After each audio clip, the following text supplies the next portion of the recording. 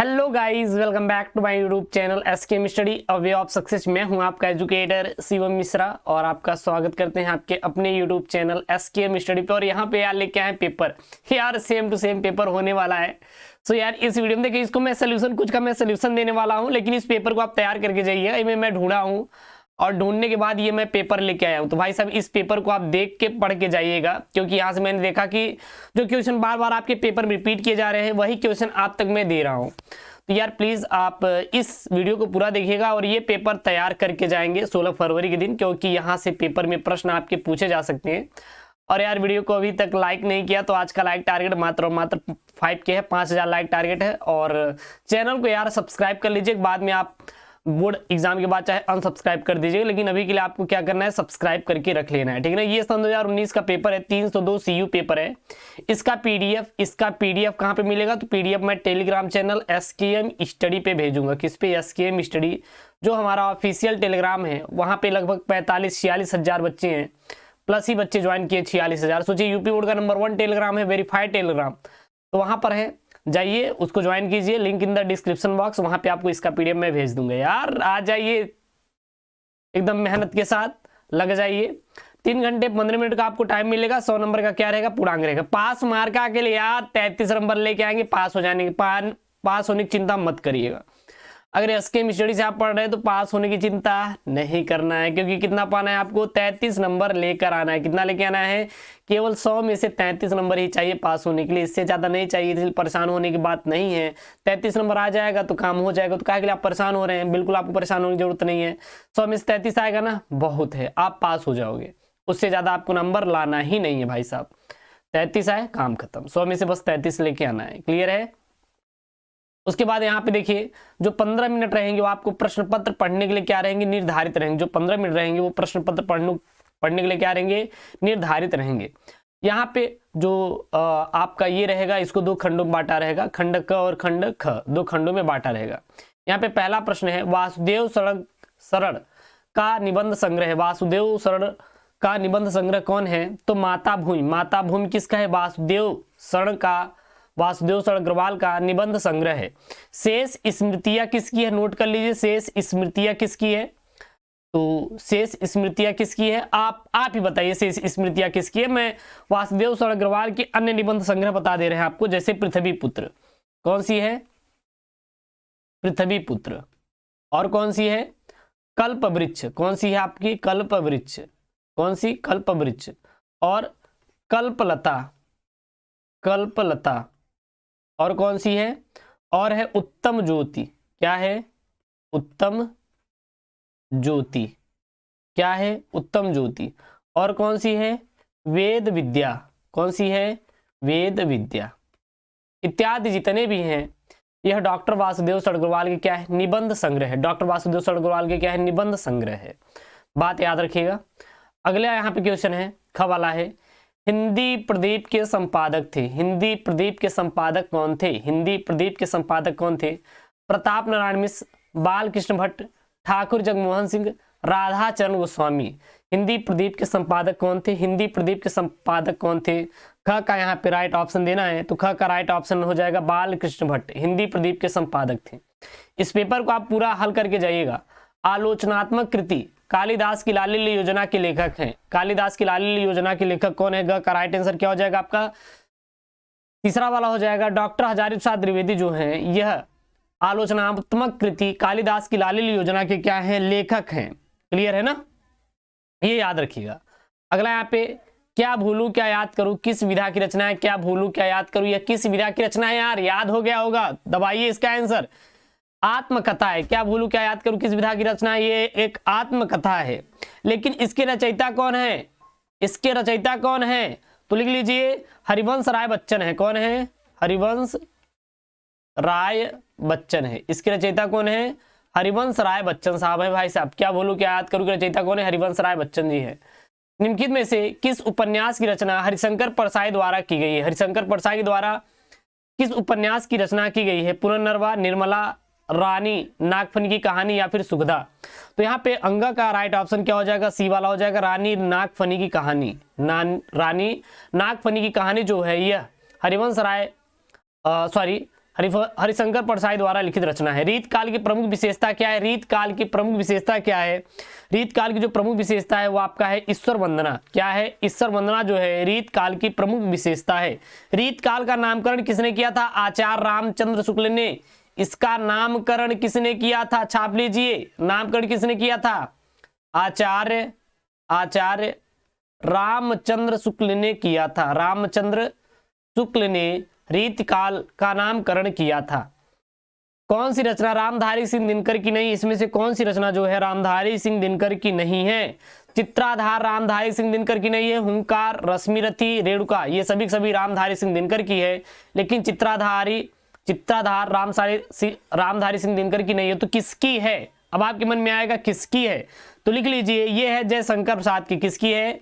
जयशंकर प्रसाद की है। जयशंकर प्रसाद की है। चित्राधार रामधारी सिंह दिनकर की नहीं तो किसकी है? जयशंकर प्रसाद की। नोट कर लीजिए। यामा रचना है। यामा रचना किसकी है? जयशंकर प्रसाद की, महादेवी वर्मा की, अज्ञेय की, सुमित्रानंदन पंत की। यामा रचना किसकी है? यहाँ पे ग का राइट आंसर क्या हो जाएगा? यामा है महादेवी वर्मा की। किसकी है? महादेवी वर्मा की यामा रचना है। यामा रचना किसकी है? महादेवी वर्मा की है। इसी पर इनको ज्ञानपीठ पुरस्कार मिला था। ज्ञानपीठ पुरस्कार, ज्ञानपीठ पुरस्कार किस पर मिला था? तो ज्ञानपीठ पुरस्कार यामा रचना पर मिला था, महादेवी वर्मा को मिला था। हिंदी साहित्य के आदिकाल के लिए चारण काल नाम दिया गया। हिंदी साहित्य के आदिकाल के लिए चारण काल नाम दिया गया। किसको? राहुल सांस्कृत्यायन को, रामचंद्र शुक्ल ने, या फिर डॉक्टर रामकुमार वर्मा ने, डॉक्टर नागेंद्र ने। तो हिंदी साहित्य के आदिकाल के लिए चारण काल नाम किसने दिया था? घ का राइट आंसर क्या हो जाएगा? वो हो जाएगा सी वाला, यहाँ पे डॉक्टर रामकुमार वर्मा ने। डॉक्टर रामकुमार वर्मा ने। उसके बाद अगला यहाँ पे, किस कवि को ज्ञानपीठ पुरस्कार नहीं मिला? किस कवि को इसमें से ज्ञानपीठ पुरस्कार नहीं मिला था? तो नहीं मिला था जयशंकर प्रसाद को। जयशंकर प्रसाद को ज्ञानपीठ पुरस्कार नहीं मिला था। रामधारी सिंह दिनकर को ज्ञानपीठ पुरस्कार मिला था, महादेवी वर्मा को और सुमित्रानंदन पंत को। महादेवी वर्मा को यामा पर मिला था, याद कर लीजिए, यामा पर भी महादेवी वर्मा को मिला था। क्लियर है? ये चीज आप लोग याद रखिएगा। रामधारी सिंह दिनकर को किस पर मिला था? उर्वशी पर मिला था। उर्वशी पर मिला था। सुमित्रानंदन पंत को किस पर मिला था? चिदंबरा पर मिला था। किस पे? चिदंबरा पर मिला था। चिदंबरा पर मिला था, सॉरी। अब ये गद्यांश आप खुद से तैयार कर लीजिएगा, ये बहुत इंपॉर्टेंट है। आप स्क्रीनशॉट कर लीजिए। इस गद्यांश को आप तैयार करके जाएंगे, ये वाले आप गद्यांश को तैयार करके जाएंगे। वीडियो पॉज करके स्क्रीनशॉट कर लीजिए, इंपॉर्टेंट वाला है। मे भी हो सकेगा तो नेक्स्ट वीडियो में इसका मैं प्रॉपर सोल्यूशन करवा दूंगा। और एक ये गद्यांश आप लोग तैयार कर लीजिएगा, भाषा और आधुनिकता से है। भाषा और आधुनिकता से है। क्लियर है? भाषा और आधुनिकता से इस गद्यांश को तैयार कर लेंगे। फिर पद्यांश आपका 10 नंबर का आएगा, देख लीजिए। और गद्यांश के बाद पद्यांश, सॉरी ये यहाँ पे है, हाँ, गद्यांश के बाद क्या आएगा? पद्यांश। इस पद्यांश को आप लोग तैयार कर लेंगे यहाँ पे, बाकी इसका पीडीएफ में भेज दूंगा। ये वाला पद्यांश को आप तैयार कर लेंगे, ठीक है ना। उसके बाद आएंगे आप लेखक का जीवन परिचय। इसी प्रकार सेम टू सेम, इसी प्रकार से आपके बोर्ड 16 फरवरी को हिंदी का पेपर आएगा, सेम टू सेम इसी प्रकार से रहेगा, कोई परिवर्तन रहने वाला नहीं है। अगर आपको लग रहा है कि नहीं सर कोई परिवर्तन रहेगा, तो हिंदी के पेपर में कोई परिवर्तन नहीं रहेगा, सेम टू सेम आपके इसी प्रकार से आपके बोर्ड में आने वाला है। पूरा का पूरा पेपर सेम टू सेम आएगा। क्लियर है ना? चलिए, वासुदेव शरण अग्रवाल, आचार्य हजारी प्रसाद द्विवेदी, प्रोफेसर सुंदर रेड्डी। इसमें से आप लोग वासुदेव शरण अग्रवाल और आचार्य हजारी प्रसाद द्विवेदी का जीवन परिचय आप लोग याद कर लीजिए। वैसे भी मैं जयशंकर प्रसाद का करवा दिया हूँ, आज आचार्य हजारी प्रसाद द्विवेदी का मैं पढ़ा दूंगा। उसके बाद आप लोग कवि में किसका याद कर लेंगे? जयशंकर प्रसाद जी का और सुमित्रानंदन पंत का। जयशंकर प्रसाद का, सुमित्रानंदन पंत का तैयार कर लेंगे, 5 नंबर मिलेगा। 5 नंबर, पहले 4 नंबर का आता था, लेकिन अब 5 नंबर का आता है। ये आप समझो 19 वाला है, अब 5 नंबर का आता है। फिर बहादुर कहानी और लाठी कहानी के सारांश में से आपको बहादुर वाला और पंचलाइट वाला, क्योंकि लाठी निकल गया है, लाठी अब आपके सिलेबस में नहीं है, बहादुर और पंचलाइट ये दोनों तैयार करेंगे और आपको कोई भी तैयार करने की जरूरत नहीं है। स्वपठित खंड काव्य आप तैयार करेंगे अपने अकॉर्डिंग, ठीक है ना, इसको तो आपको तैयार करना ही रहेगा। उसके बाद नीचे चले आएंगे, संस्कृत का गद्यांश पद्यांश आप लोग तैयार करेंगे।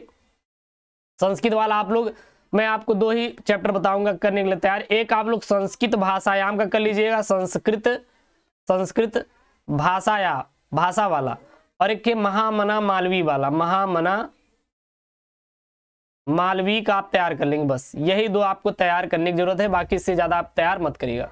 उसके बाद आप श्लोक तैयार कर लीजिएगा, श्लोक आप तैयार कर लेंगे। श्लोक भी मैं बता दूंगा, चिंता मत करिएगा। उसके बाद मुहावरा, चलिए मुहावरा तो मैं इसको करवा दूंगा, जो करने वाले हैं उसको मैं करवा दे रहा हूँ। मुंह में राम बगल में छुरी, मुंह में राम बगल में छुरी, मुंह में राम बगल में छुरी, आदमी की कटपूर्ण व्यवहार करना, कटपूर्ण व्यवहार करना। होनहार बीरवान के होत चिकने पात, होनहार बीरवान के होत चिकने पात, यानी प्रतिभाशाली व्यक्ति का लक्षण आरंभ में ही दिखाई देने लगते हैं। अपने पैरों पर खड़ा होना यानी स्वावलंबी होना। दाल में काला होना, कुछ न कुछ गड़बड़ होना। आप कॉलेज के पीछे घूम रहे थे, कुछ न कुछ दाल में काला है, ऐसा आप कर सकते हैं। अपने पैरों पे खड़े होना, स्वावलंबी बनना, यानी कि आपको गवर्नमेंट जॉब मिल गई तो आप अपने पैरों पे खड़े हो गए, आप अपने मम्मी पापा के ऊपर डिपेंड नहीं है, यानी कि आप स्वावलंबी हो गए। क्लियर है? चलिए नीचे है संधि विच्छेद, संधि विच्छेद मैं करवा दे रहा हूं। स्वागतम का संधि विच्छेद बार बार रिपीट किया जाने वाला क्वेश्चन, इंपॉर्टेंट है यार। संधि विच्छेद बार बार रिपीट किया जाता है, ये संधि विच्छेद।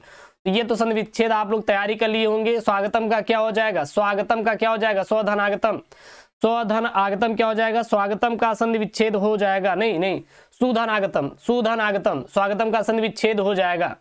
नायका का संधि विच्छेद क्या होगा? नोट कर लीजिए, नायका का क्या होगा आपका? नय धनक, नय धनक, नायका का संधि विच्छेद हो जाएगा। तीसरा है सज्जन का संधि विच्छेद क्या होगा? सज्जन का संधि विच्छेद क्या होगा? सज्जन का संधि विच्छेद क्या होगा? सतजन धन होगा, सतधन जन होगा, सज्जन का संधि विच्छेद होगा। दिए गए निम्नलिखित शब्दों में से विभक्ति और वचन के अनुसार आपको चयन करना है, विभक्ति और वचन बताना है यहाँ पे। नामने में विभक्ति और वचन बताइए। जो नामना है, नामने है, इसमें विभक्ति और वचन क्या होगा? तो इसमें चतुर्थी विभक्ति एक वचन होगा। कौन सी होगी? चतुर्थी विभक्ति एक वचन किसमें होगा? नामने में होगा। राजन, राजन, राजान शब्द में विभक्ति और वचन कौन सा होगा? राजान में शब्द, राजान शब्द में विभक्ति और वचन कौन सा होगा? सेकंड का राइट आंसर क्या हो जाएगा आपका? डी वाला हो जाएगा, प्रथमा विभक्ति और बहुवचन हो जाएगा। इसके बाद यहाँ पे है निम्न की शब्द युग्मों का सही अर्थ चुनकर आपको लिखना है। भवन और भुवन। भवन का मतलब क्या होता है? भवन का मतलब होता है मकान। क्या होता है? मकान होता है। भवन का मतलब क्या होता है? मकान होता है। भुवन का मतलब क्या होता है? संसार होता है। क्या होता है? संसार होता है। तो मकान और संसार हो जाएगा। सूत और सूत, ये सूत और ये सूत, एक बड़ा हूं और एक छोटा हूं। तो सूत और सूत का क्या हो जाएगा? सूत मतलब होता है पुत्र, ये सूत मतलब क्या होता है? पुत्र होता है, और ये सूत मतलब क्या होता है? धागा होता है। क्या होता है? धागा होता है। तो पुत्र और धागा हो जाएगा। नीचे आ जाइए। निम्नलिखित शब्दों में से एक शब्द के दो अर्थ लिखिए। जनक, कनक, स्नेह। जनक, कनक, स्नेह। आपको ख का इसका राइट आंसर क्या हो जाएगा? ख का आपका राइट आंसर हो जाएगा यहाँ पे, वो हो जाएगा जनक का मतलब होता है पिता। क्या होते हैं? पिता, पिता, माता पिता, माता पिता, पिता और माता, ठीक है ना। और जन्म देने वाला, जन्म देने वाला, ये क्या हो जाएंगे? जनक। जनक का क्या हो जाएगा? जन्म देने वाला माता पिता या फिर राजा हो जाएगा। कनक का क्या होता है? सोना होता है। और क्या होता है? धतूरा होता है। क्या होता है? धतूरा होता है। कनक मतलब सोना, और क्या होता है आपका? धतूरा होता है। स्नेह मतलब क्या होता है? प्यार होता है। स्नेह मतलब क्या होता है? प्यार, love. I love you my all student, I love you my all student. सभी के लिए मेरी तरफ से ढेर सारा प्यार। और आप लोग 16 फरवरी को पूरा 100 में 100 करके आएंगे, ठीक है? Don't worry. प्यार, इसने मतलब क्या होता है? प्यार। और क्या होता है? चिकनाई, इसने मतलब क्या होता है? चिकना। चिकना है ना, स्नेह, स्नेहक लगा हुआ है, यानी कि क्या है? वो चिकना है। क्या है? चिकना है। नीचे आ जाइए। यहाँ पे एक शब्द का चयन कीजिए जिसका कोई उपमा ना हो। जिसकी कोई उपमा ना हो उसको क्या बोलेंगे? जिसकी कोई उपमा ना हो उसे अनुपम बोलते हैं। क्या बोलते हैं? अनुपम बोलते हैं। 100 वर्षों का समय शताब्दी कहलाता है। 100 वर्षों का समय शताब्दी कहलाता है। दो वाक्यों को शुद्ध करके लिखना है। पुरानी बातों को भूल जाओ, पुरानी बातों को भूल जाओ, पुरानी बातों को भूल जाओ। यहाँ पे हो जाएगा पुरानी के स्थान क्या हो जाएगा? नहीं हो जाएगा, पुरानी बातों को भूल जाओ। नीचे आ जाइए। केवल 100 रुपए मात्र की बात है। केवल 100 रुपए मात्र की बात है। केवल 100 रुपए की बात है। केवल 100 रुपए की, केवल 100 रुपए की बात है। केवल 100 रुपए की बात है, मात्र हटा देंगे। वह मुझे अपना शत्रुता समझता है। वह मुझे अपना शत्रुता समझता है। वह मुझे अपना शत्रु, शत्रु समझता है। ता हटा देंगे। अब चल लेना चाहिए, अब चल लेना चाहिए, अब चलना चाहिए, अब चलना चाहिए। यहाँ पे ले हटा के ना जोड़ देंगे बस। वीर रस तैयार कर लीजिएगा। रस छंद अलंकार में तैयार करवा दूंगा, चिंता मत करिएगा लाडलो। काहे के लिए चिंता कर रहे हैं? रस छंद अलंकार धुआं धुआं कर देंगे। कई बार मैंने पढ़ा, इस बार भी आपको मैं पढ़ा दूंगा, चिंता मत करिए। नेक्स्ट वीडियो आपको इस पे मैं टारगेट है आज रात में अपलोड करने वाला हूँ।